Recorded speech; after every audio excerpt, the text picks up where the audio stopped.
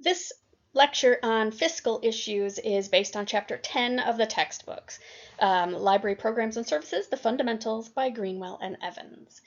Securing funds that support library services is one of the biggest priorities for library directors. The textbook points out that all staff contribute to fund security through the quality of their work. So when patrons are happy with the quality of service they receive at the library and they're proud of their community's library, they support library expenditures. I've put an article in the module about the biggest myths of library funding. It's an older article, but it's still relevant to this idea that people, including staff sometimes, don't understand the budget process or the political nature of competing for public funding. I highly recommend attending your library board's budget hearing to understand what is important at the highest levels of strategic planning. Staff may only be immediately concerned with having enough money for the collections and the programs they oversee, but there's so much more that goes into creating a budget that supports library services at every level. Everything from toilet paper in the public bathrooms to staff raises to core services like the library's ILS and internet service. They cost money, and those funds come from the patrons themselves. This module will cover budget basics and budget formats, fund accounting, fundraising and grants, and bond issues and millages. I'll also share my own experience as a middle manager requesting funds for my department's projects and staff. The textbook gives a good overview of budget basics, but if you don't have the textbook, there are other free online resources that provide this information. The Library of Michigan has a wonderful financial management website that, while specific to Michigan public funding laws, is very thorough. There's a link in the module to that. It includes a written financial management guide, recorded webinars on lots of financial topics, links to resources like required financial policies for libraries, and a link to the State of Michigan Uniform Chart of Accounts. So the Michigan Department of Treasury Uniform Chart of Accounts for Local Units of Government. It's a 186-page document that outlines the accounting and auditing responsibilities of publicly funded entities, as well as how to file the financial reports that are state mandated. Any agency that receives public funds is obligated to prove that they spent those funds appropriately. This system also ensures that there is standardization of that reporting. They use a system called GAAP, G-A-A-P, Generally Accepted Accounting Principles. As always, if you don't live in Michigan, check your state library association or your state library to see what kind of documents and guidelines they provide on this topic. The Michigan Department of Treasury Uniform Chart of Accounts for Local Units of Government. I have linked to that PDF in the module. This quote from the textbook defines budgets pretty well. I like the emphasis on control. It says, a budget is a control device for all organizations. Budgets are plans, essentially an estimate of how much money it will take to accomplish planned activities over a period of time. There will always be limits on what a library can accomplish, and those limits are directly related to the budget. The budget pays for time, materials, staff, and all other resources that go into library service. Managers are accountable for all expenditures. The director sets a big picture budget with a plan for the library as a whole, and department managers oversee their pieces of the picture. So in my role as head of adult services at the Plymouth District Library, I manage the adult programming budget, the adult collection budget, and the adult services staffing budget. I'm given a total amount available for each of those categories, and I decide how they will be further budgeted. I decide how much of the total programming budget will be spent per quarter, for example, and ensure that the programming objectives of my department can be met. This doesn't mean every librarian in my department gets an equal amount of programming money to work with for the year. I have one pile of money, and we as an adult services team decide what our programming priorities are for the year. For example, we decided a few years ago that a product called the Library Speakers Consortium, which provides 3 live virtual author talks per month, was a good use of our programming budget because it created big name, popular, quality author talk programs for our patrons without any staffing concerns whatsoever. It runs itself, but it costs about 1/3 of our overall programming budget. We fill in with free and self-run programs to make up the difference in numbers of programs we can offer with the budget that is left.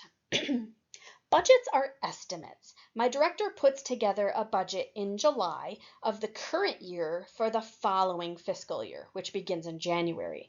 She cannot guarantee a specific amount of property taxes will be paid by homeowners. She knows how many properties there are in our service area. She knows what percentage in past years have been paid on time and in full. She knows how many vacant properties there are among that count. And she knows how much we've been paid by the city and the township for our cut of those taxes in past years. It's an estimate based on data, but she still budgets pretty conservatively. Anything could happen to affect the property tax payout the following year. So all the director can do is base the budget on what has historically been the trend. When I request money for adult collection development in July, I have to pay attention to what materials are being requested, what's in demand, and what is waning in popularity that might not need as much money the following year. I can't predict that some new awesome service will suddenly be made available halfway through the next fiscal year that we want to make available to our patrons. Budgets have to be flexible enough to move money around to cover those unexpected changes. If we want that new awesome service halfway through the next fiscal year, and it was not included in the budget, something will have to go away to redirect those funds. When you are putting together your proposals for the group project, keep this in mind. The money for your proposal has to come from somewhere, and if you're in the middle of a fiscal year, it probably wasn't part of the plan. Funds will have to be redirected from another collection or service, so you need to make your case for why those funds are no longer needed there, and why your new proposal is more important than whatever those funds are currently paying for. Fundraising and grants are always an option, and we'll talk about that later. It's not enough to just say the money will come out of the programming budget or the money will come out of the collection budget. That money is all earmarked for something specific, and you need to explain why and how the money will be redirected. You also need to think about the future. Startup costs are one thing, but once you establish a new collection or a service, you have to keep funding it or maintaining it, growing it year after year. There are also limits on what money can be moved at all. Managers can't just move money around. It takes library board approval. I can move money myself as I see fit from one collection to another within my collection budget. Like a fiction needs a little more, I can just move it from nonfiction or DVDs or wherever I decide without any approval whatsoever. What I cannot do is move money out of staffing or office supplies or technology budgets and into the collection budget. That requires board approval. They're different lines of the budget. My actual login to our accounting software has limits that are appropriate to my job duties. The software does not allow me to make that level of transaction. I can't move revenue like donations into an expenditure line like programs just because that's where I want it to go. My director can do some of that with limits on her access too. She can move donations made specifically for our Adopt a Magazine program from donation revenue into the collection budget to cover those magazine expenditures. But even she needs board permission to make major money moves and needs to report that money transfer in a way that makes sense to the auditors and in the financial reports she submits. She has to explain herself to them just as I have to explain myself to her. And the board has to explain the library's finances to the state and the community at large. Operating funds are the cost of doing business. They pay for daily operations and basic activities of the library, keeping the lights on, the water running, materials to circulate, programs, staff to do the work, everything like that. Capital budgets are for equipment, furniture, remodeling or construction projects. These are things that are expected to last a while. New windows, replacing the roof, carpet, and even technology like upgraded computers or copy machines. You cannot spend operating funds on capital projects or vice versa. You can't say the library needs new carpeting, we'll just use the programming budget for that. You have to use capital funds for capital projects. Depreciation also comes into play, and libraries have depreciation policies that define schedules or time periods after which certain items are no longer as valuable or have any value whatsoever. Because everything in libraries is spent with public funds, you can't just buy a chair, decide you hate it, and put it in the dumpster. You have to keep that chair for a certain amount of time. And there are rules about if, when, and how much you can sell it for, and at what point you can give it away. Libraries have been in the news unfavorably for cleaning house inappropriately. That is, they gave away or dumpstered items that they couldn't use anymore, but those items were, before those items were officially depreciated. My library did a basement clean out recently, and every item has an inventory tag on it that relates to a depreciation spreadsheet. The spreadsheet indicates when the item was purchased, from where, for how much, what budget paid for it, and what the depreciation schedule is. So we know what we need to do with those items, and we can discard them appropriately. There are different formats of library budgets. Line item budgets are the most common in libraries. They categorize expenditures into numbered lines. This makes expenditures easy to track. Every expenditure has to be associated with a budget line. In my library, the budget line for the collection is 741. So every item purchased for the collection is labeled 741. We actually have sublines for each librarian who does collection development. So my personal budget line within 741 is 741.0-HH, which are my initials. So the database's budget line is 741.1, and the e-resources line for streaming services and ebooks is 741.2. Our programming budget line is 880, and within that we have sublines for community relations, which is 880.1, and public programs, which is 880.001. This makes every expenditure trackable, and the accounting software very easily tallies how much is budgeted for each line, how much has been spent, how much is encumbered, which are items that are ordered but not yet invoiced, and how much is freely available. Then there are performance-based budgets, which focus on tasks rather than areas of expenditure. They more clearly relate library expenditures to the mission, the goals, and the objectives. Areas of performance are identified, like acquisitions, cataloging, reference, circulation, and outreach. Each of those performance areas is allotted budgets for universal expenditures like staffing and supplies, but the performance areas can allot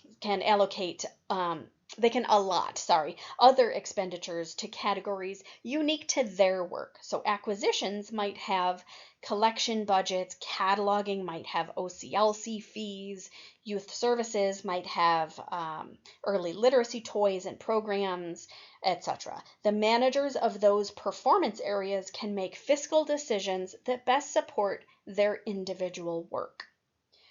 Program budgets take this focus on mission goals and objectives even further, and they divide shared resources into percentages spent on individual programs.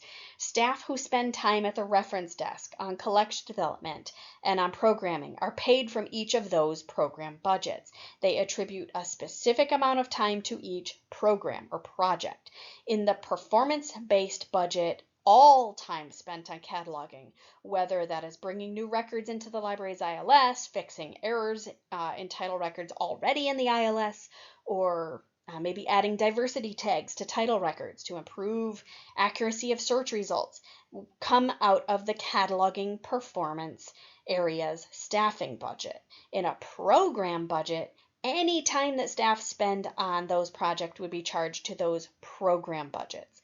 If a reference librarian collaborates with a cataloging librarian to clean up their collection area, both of their time and any resources they use to do the project would be charged to that program.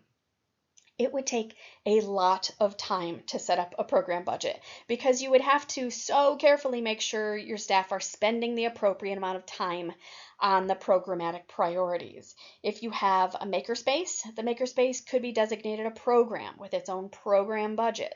Any librarian who teaches a 3D printing class in the makerspace, any technology staff who repairs equipment in the makerspace, any administrator who gives a tour of the makerspace to potential funders would charge their time and materials to the makerspace program budget.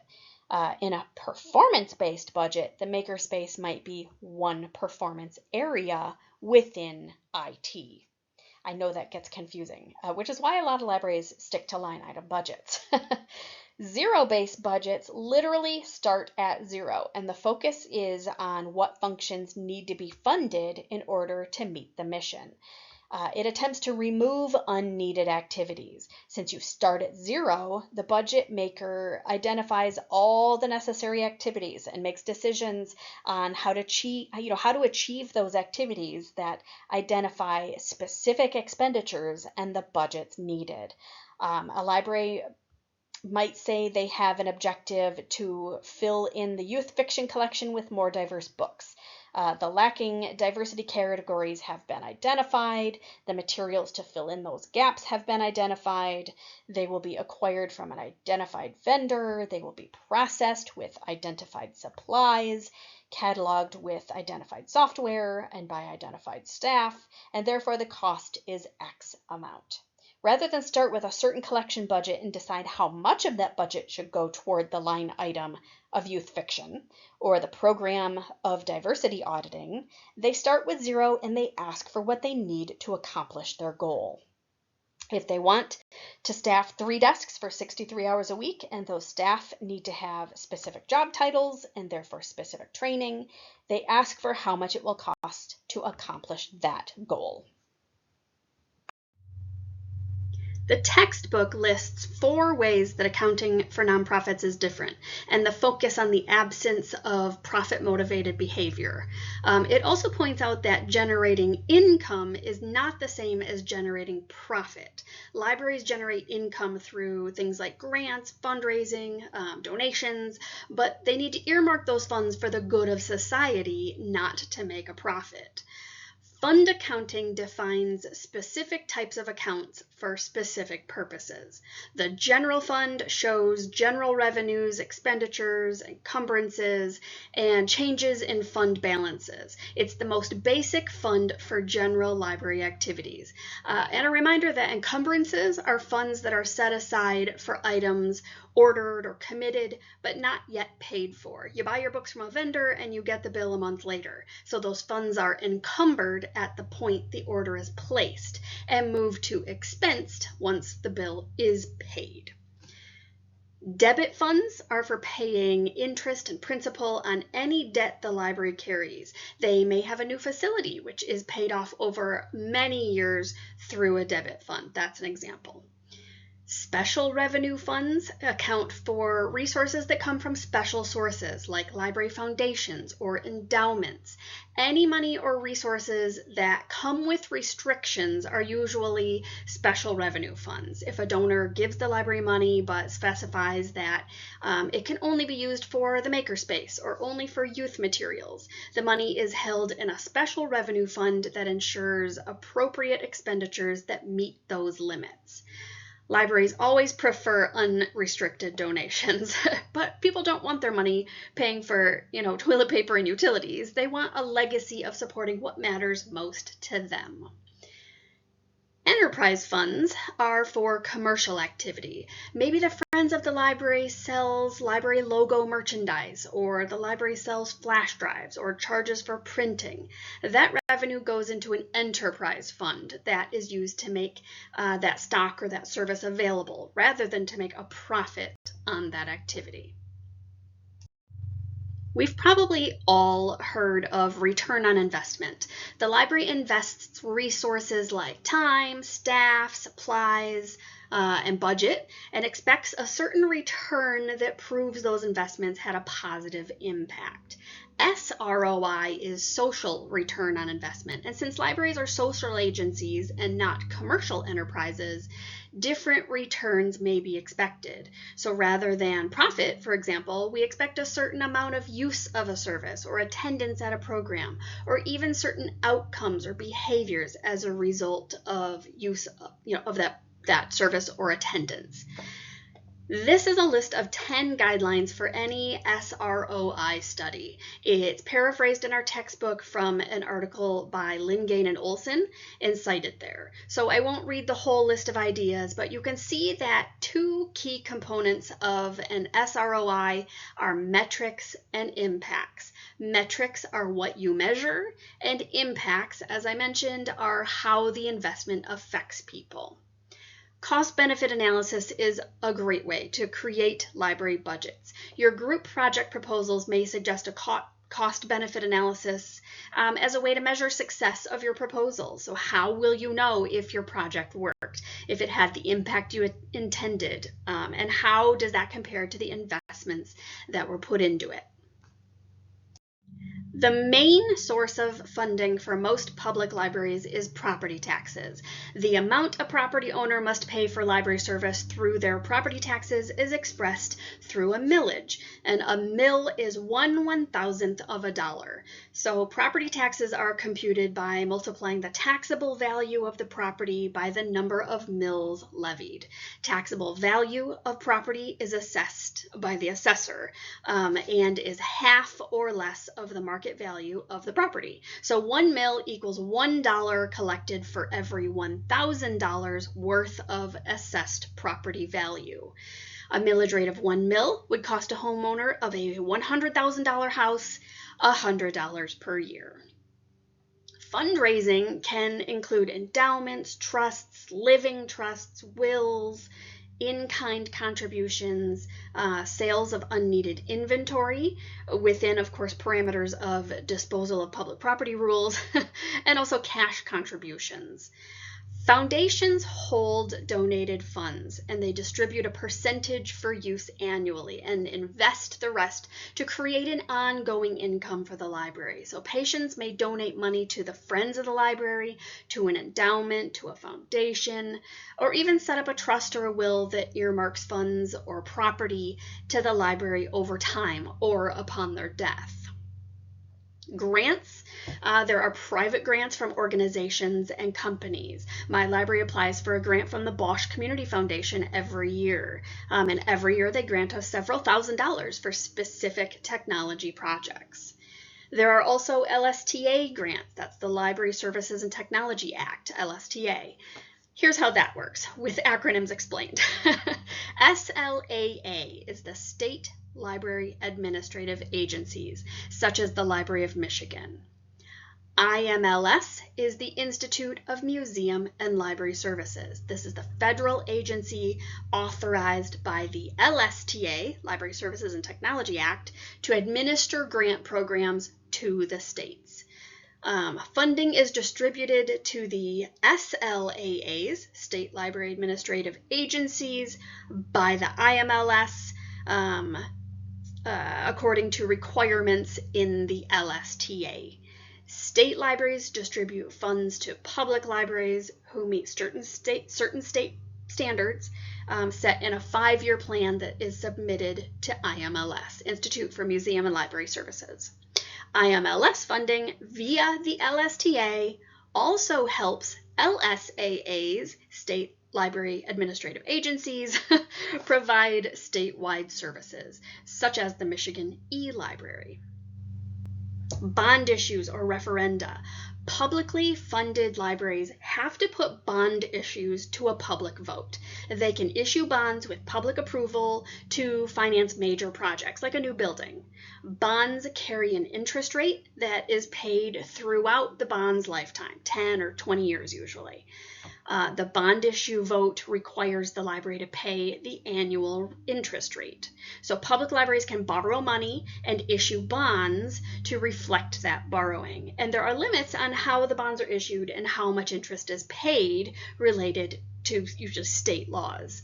So bonds are investments. So they are sold either through a bidding process or through a negotiated sale to a bank or an investment banking firm or an underwriter who then sells the bonds to their clients. There are all kinds of anti-fraud rules and laws that regulate the securities markets, and some are specific to municipalities or to the underwriters. Then there is state aid. So every year, a library in Michigan has to fill out the state aid report, and it collects all kinds of data about the municipality that the library served, from population to taxable value to millage rates, and a lot more. The state government decides how much it will allot to libraries, and that total amount is given to the state library to pay out to individual libraries. There is a whole process of when payments are made that relates to when the state aid report is filed, and it could be at different points in the library's fiscal year. This is another example of estimating the library budget. You don't know at what time, at the time you set the next year's budget how much the state will allot to libraries that year and how that relates to how much individual libraries will receive. You only know what is expected. The State Library Association lobbies to the state government on behalf of library funding and tries to get the most possible to put into the state budget. Just to complicate things further, in Michigan we have the Headley Amendment. In 1978, Michigan voters approved an amendment to the Michigan Constitution that established a limit on total state spending each fiscal year and a limit on tax revenues. Whenever property assessments grow faster than the inflation rate, property tax increases are limited. When thinking about library millages, it stands to reason that libraries want the properties in their municipalities to be worth as much as possible so that they get more funding per property. The Headley Amendment balances increasing property values and the inflation rate. Headley requires a library to reduce its millage when property rates grow at a greater rate than inflation. That's the rollback, the Headley rollback. The library rolls back its millage rate until it's less than the rate of inflation. A Headley override is a vote to return the millage to the originally approved rate. So you roll it back and you roll it back and you roll it back. At some point, inflation and the property values and all of that sort of even out, and then you ask for a Headley override to return the millage to its originally approved rate. There's legislation out there to change this whole Headley amendment. Again, a lot of libraries have been really, really struggling because of the Headley rollbacks, so we'll have to see where that goes in future years. Take a look at your library's budget documents. What is the annual operating budget and how is it broken down? What sources of revenue are listed on the document? Take a look at a financial report, usually included in a document packet for trustees created for each board meeting. What money was received that month? What kinds of things did the library spend money on that month? How is the report organized? Compare your library's finances and other services too to other libraries. Use the IMLS Library Search and Compare tool or the state library statistics that are compiled from state aid reports. It's really interesting to see how your library compares to others. So that was a pretty brief overview of library finances. They could do an entire course on library finances. And if you take a look at the Library of Michigan's funding documents or their training materials that are linked in the module, there's way more information there. So just in conclusion, operating funds are for basic activities and daily operations. Capital funds are for equipment and building projects.